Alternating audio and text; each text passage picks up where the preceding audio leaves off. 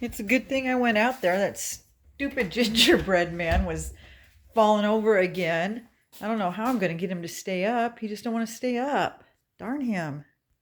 Okay, guys, I want to show you something. I'm so proud of myself. You're going to love this idea.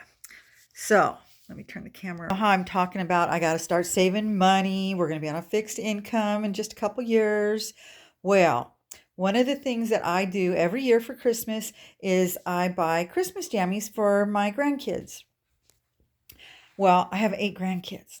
So it was starting to get really expensive. Like, I think last year it was almost $400 for 8 pairs of pajamas. And I just thought, that's a big expense I'm not going to be able to afford. So what I decided to do, I love this idea. For one, jammies aren't really that practical. Their parents always buy jammies anyway. And I mean, I just do it because we have like a cousin sleepover every year right before Christmas. All the kids come over to Nana and Papa's, and we wear our Christmas jammies and we take pictures and blah blah blah. It's lots of fun. But I thought what would be more practical is t-shirts, because they can wear t-shirts to school and to the Christmas parade and the Christmas functions and stuff. So I thought this would be a much better idea. And I ordered these iron-on transfers for you get a 2 pack. Check these out. You get a 2 pack, and I think they were $2.20, I think, for the two, so $1.10 a piece. Then I went to Michael's, and Michael's has t-shirts for $2.99. So for 8 t-shirts, and how many? I ended up buying 12 transfers because I was going to make some for me and Papa, and my daughter wanted some. So um, anyway, it's under $60 to make 12 t-shirts. It's going to be under $60. And I just thought, what a great deal compared to 400. What a great deal. And they are so cute. So cute. Um, I wanted to do some in white, but as you can see, it's not going to work because the lettering won't show up. So they're all going to be in black, which is fine. I think those are going to be super cute. And I think the kids will love them. I just thought those were darling. And those are from Temu. It only took me a week to get them.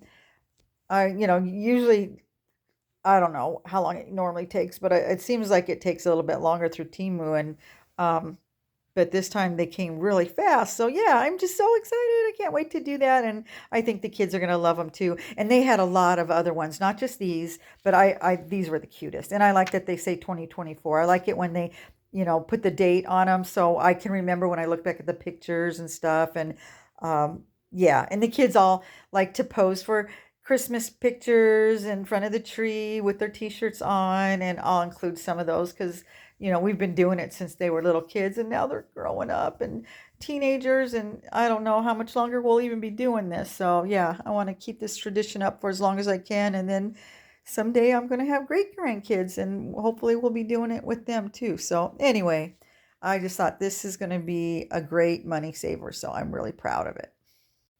Okay, another really cute idea I think you guys might enjoy is well, years ago when I was young, and we had the kids, and I just didn't have a lot of money for anything outside of my own family, but we would get together with the rest of my family, like aunts and uncles and cousins, and my siblings and stuff.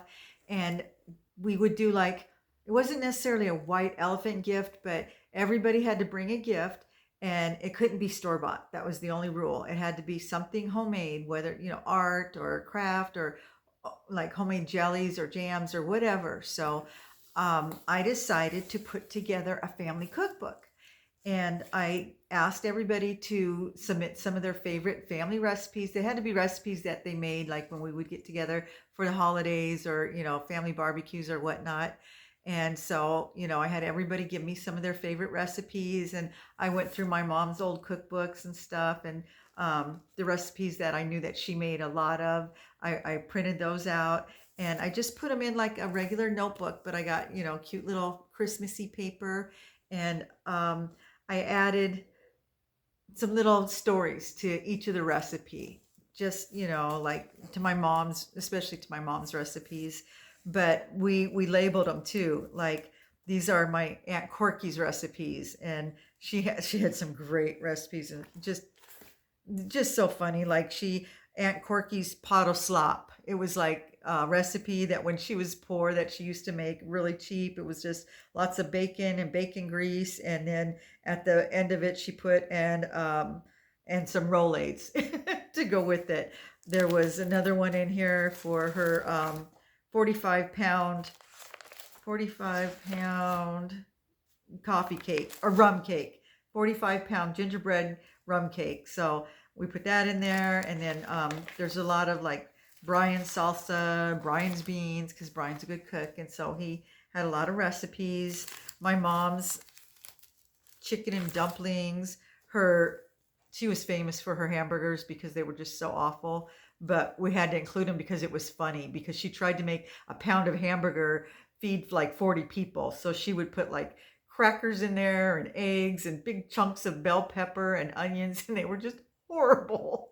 And one time, my poor husband, when we were first together, he got elected to do the barbecuing, and so these hamburgers were so bad. They were so, fatty that they caught on fire while he was trying to cook them. And yeah, we'll never forget it. She had cracker crumbs in there, and it was so bad. But anyway, it's funny, and everybody enjoyed seeing all these recipes. We had just, brought back a lot of memories. And I don't know. It just was a really cute idea. And then the whole idea was whoever got it that year was supposed to keep it, copy the recipes, add some more to it, and then bring it to the next Christmas party, and then somebody else would get it. So this went on for a few years, and we've got quite a few recipes in here, but we stopped doing it. We stopped getting together because our families all got so big. It was hard to get us to find anywhere that would fit us all, for one thing, and trying to get everybody's schedules to mesh. And then people moved, and we were so fortunate to have the years together that we did, but it's been a long time. Anyway, the book ended up with me, and I'm not sad about that. So I've had it for a few years now, and I'll probably hand it down to my daughter because I know she'll appreciate it. But yeah, didn't cost anything. I mean, I bought the book, I think, at like a Dollar Tree or something like that, and just printed out the recipes. And there's even some handwritten ones in my mommy's handwriting and stuff. So it just means a lot to me. And I copied it. I didn't use the original. The original I kept, but I copied it, and it's just, I don't know. It's just nostalgic. So yeah, I think this is a great gift. I don't know anyone that wouldn't appreciate something like that. If you have any special recipes, especially in the family, that you think others would appreciate, or funny recipes, it's just a great gift. And like I said, it costs next to nothing. So that's just one of my favorite little gift ideas. I've got a bunch of them. One year, my brother, when he was young, and he had, a bunch of kids and stuff, and we always like to exchange presents, even, not just with our kids, with each other. And it was, it was hard. It was tight, but we all would do what we could. Well, he did woodworking, and he made these cute little wooden reindeer, and I still have mine. And it's like 30 years ago. Oh, it was more than 30 years ago that he made these for everybody. As a matter of fact, I'm going to go get one. I want to show it to you. How cute are these? And he just used, extra wood that he had, scrap wood. So he said it didn't cost him anything, but oh my gosh, everybody loved them. So we all got a set of two. I don't know where the other one is. I lost it through the years and the moves, but I'm just so thankful that I still have this one. So, and this means way more to me than anything he could have bought at a store. So I think, if you're crafty, or if you're an artist and you can do that stuff, those gifts mean way more to people. Homemade food like jams and jellies, those are always good gifts. If you can crochet or knit, oh, I love that kind of stuff because I can't do that. Or sew, those are wonderful gifts. One year, when we were really struggling, I made handmade dough ornaments, Christmas ornaments, and they came out so pretty. Just cut out little like gingerbread man and stuff, and painted them and put glitter on them, and made it like a whole box of those, and I don't forget who got those, but I just remember that those were a big hit.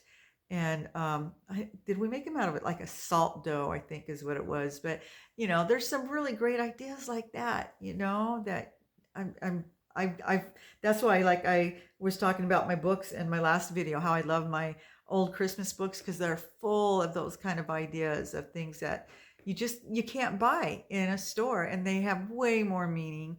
um, Pictures, I love getting pictures. As a matter of fact, my kids asked me this year, what do you want for Christmas, Mom? Because at my age I don't need anything anymore, but I love photos.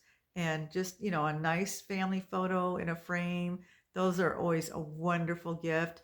um, one year it was, I can't remember who gave it to me, but just they bought some towels and they just embroidered on the bottom of them.